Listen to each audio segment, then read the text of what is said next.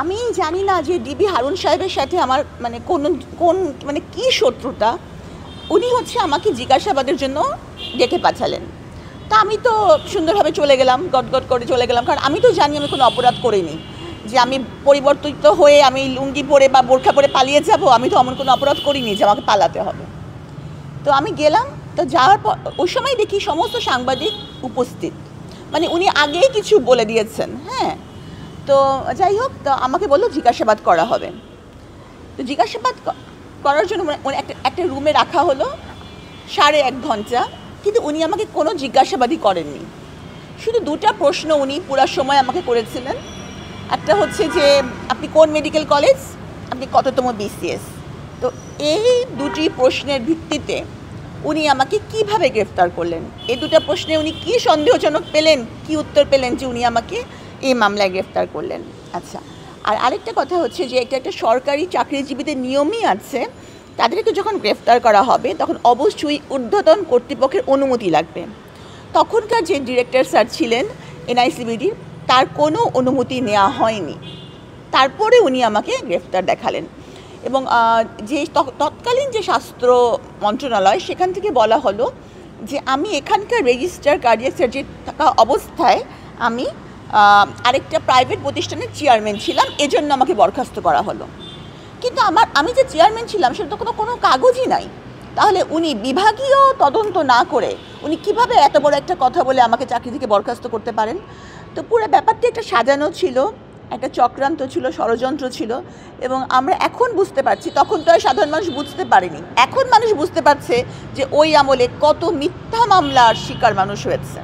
আচ্ছা, রিমান্ডে আমার উপর যে অত্যাচার হয়েছে সেটার কথা আমি এখন ভাষায় প্রকাশও করতে পারবো না, আর আমি এগুলো বলতেও চাই না। হ্যাঁ, এটা এত একটা ভয়ঙ্কর পীড়াদায়ক স্মৃতি, এবং এই একটা মামলায় আমাকে 7 দিন রিমান্ডে রাখা হয়েছে, 7 দিন। হ্যাঁ, বারবার করে রিমান্ড চাওয়া হয়েছে, বারবার রিমান্ড চাওয়া হয়েছে।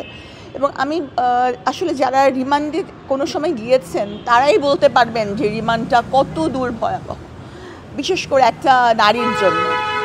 হ্যাঁ, আসলে মানে আমি বলতে চাচ্ছি যে ওই সময়টুকুর স্মৃতি, মানে সেই স্মৃতিগুলো এত মানে পীড়াদায়ক, এই প্রশ্নগুলা এত অপমানজনক এবং অনেক ক্ষেত্রে অনেকাংশেই মানে নোংরা, সেগুলা কথা আমি এখন সর্বসমক্ষে বলতেও চাই না, বা এগুলা কথা মানে আমার মানে ব্যক্তিত্ব বা আমার অবস্থানের জন্য বা আমার পরিবারের জন্য এটা আমি মনে করি যে এটা সুখকর না। এই জন্যে আমি এগুলা বিষয়ে কিছু বলতে চাই না। তবে এটা জানি যে ওনারা খুব ভালো মতনই জানতেন, খুবই ভালো মতন জানতেন যে আমি এটা করি নাই।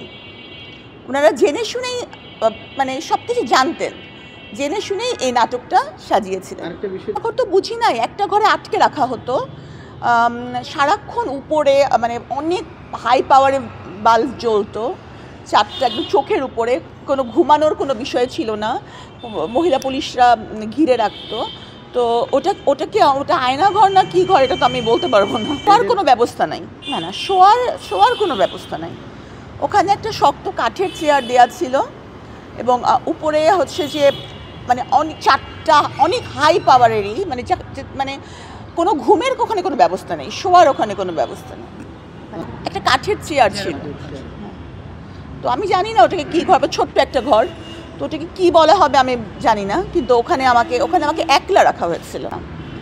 কোনো বিন্দু মাত্রই মিল ছিল না, ওই প্রশ্নগুলোর সাথেও মিল ছিল না, কোনো উত্তরগুলোর সাথেও মিল ছিল না। যেমন ধরেন আমাকে যখন জিজ্ঞাসাবাদের জন্য ডাকা হলো, তখন আমি বললাম যে মাত্র দুটো মানে 1.5 ঘন্টা রাখার পরে 2টো প্রশ্ন উনি আমাকে করেছেন, যে আমি কোন মেডিকেল কলেজ, আমি কততম বিসিএস, এবং তার ভিত্তিতে নাকি উনি বুঝে গেছেন এই মামলায় আমার সম্পৃক্ততা আছে। তাহলে বুঝতেই পারছেন যে কি।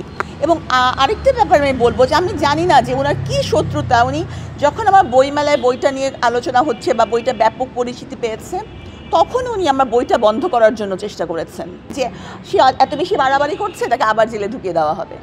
তারপর হচ্ছে যে আমি জেল সংক্রান্ত যা বলেছি উনি বলেছেন যে সাবিনা ভাইরাল হওয়ার জন্যই বলছে। তো আমি ভাইরাল হয়ে কী করব? এটা সত্য না। তবে আগে মানে আমাকে জেলে ঢুকানোর আগে উনি দেখা করার কথা বলেছিলেন, কিন্তু আমি যেহেতু ওনার সম্পর্কে শুনেছিলাম সকলের কাছে, আমি ওনার ওখানে যাইনি। এখন ব্যাপার হচ্ছে যে আমি এই ব্যাপারে বিভিন্ন মানে আমার লয়ারদের সাথে কথা বলছি, তবে সবচেয়ে বড় কথা হচ্ছে আমার বাবা, উনি আমার নিরাপত্তা নিয়ে খুব চিন্তিত এবং অনেকেই বলছেন যে তার অনেক ক্ষমতা, আমি যদি একটা উকিল দাঁড় করাই তাহলে উনি নাকি 10টা উকিল দাঁড় করাবেন। তারপর হচ্ছে যে ওনার অনেক সহচররা রয়ে গেছেন যারা আমার উপর হামলা করতে পারে। এমনিতেও আমার উপর একটা হামলা হয়েছিল, আপনারা জানেন। তো এই জন্যই আমার বাবা বলেন যে তোমাকে কে প্রোটেকশন দিবে, তুমি একটা মেয়ে মানুষ, হ্যাঁ, তুমি এত বড় একটা ব্যক্তির সাথে, আর আমার তো ক্ষমতা খুব ক্ষুদ্র, না আমার কোনো লোক বল আছে, না আমার টাকা পয়সার আছে, কিছুই নেই। তো এই জন্য এটা নিয়ে আমি ভাবছি। এখন যদি আমি কোনো আশ্বাস পাই, হ্যাঁ, যে আমার নিরাপত্তা বিঘ্নিত হবে না, তাহলে হয়তো এই ব্যাপারে আমি ব্যবস্থা নিতে পারবো, তবে অবশ্যই পরিবারের পরামর্শে।